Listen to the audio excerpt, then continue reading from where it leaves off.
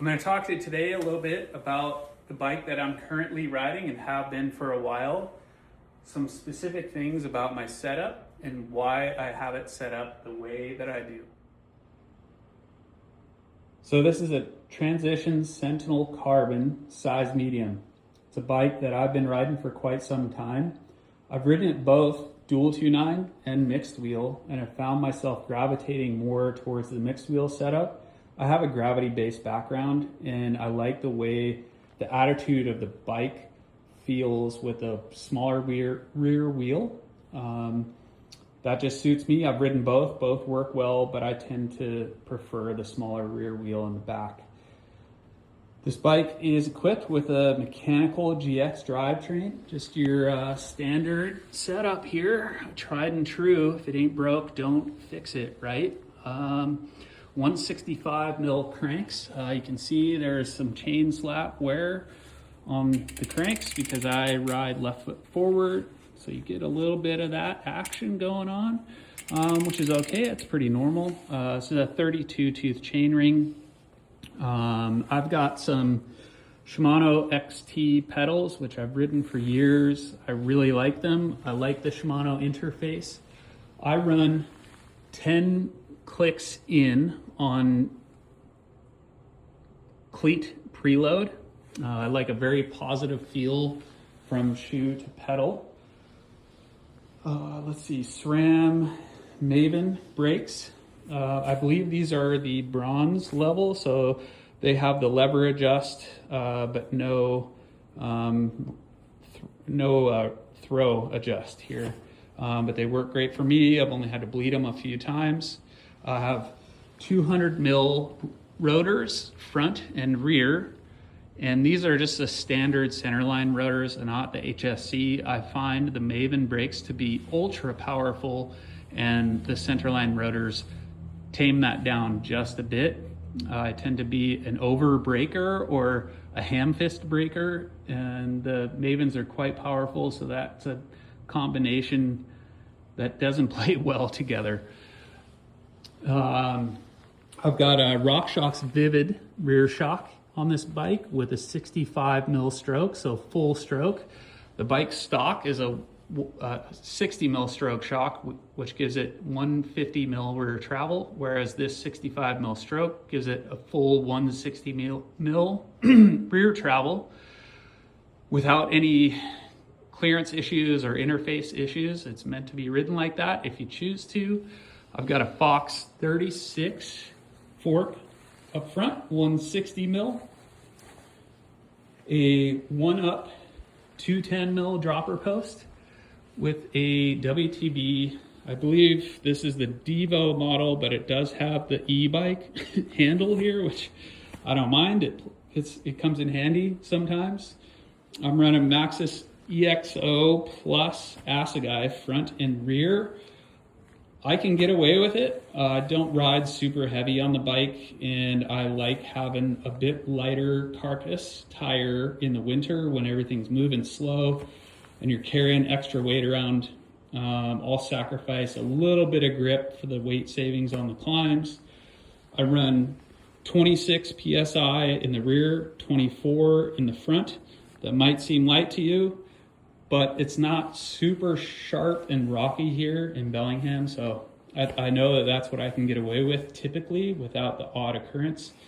I tend to be okay with that. I have 180 PSI currently in the rear shock. I believe there are 2 volume spacers in here. I have the HBO is fully closed. I have my low speed compression +1 from middle. So RockShox's new compression settings are middle +2, middle -2. So I have middle +1. So on the firmer side, my high speed compression, which is right here, is all the way closed, so maxed out. Climb lever, always and open. For me, I never use that. The lower shock flip chip is set to the high setting, which works really well with the mixed wheel setup. This shock setup for me right now feels really good. Sorry, I'm missing the cap there. I took it off to verify air pressure for this. So yeah, I'm feeling really good about the shock. I'm not playing around with it much. I found a setting that I like for the conditions I've been riding in, which is good.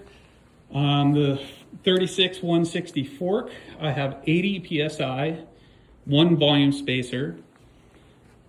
High speed compression is 6 out from fully closed. Low speed compression is 9 out from fully closed. So that's effectively right in the middle of the settings. And the rebound is 13 clicks out from fully closed with a total click count of 16. So far more on the open side, but that is about how I like it right now with colder temperatures and the conditions we're in.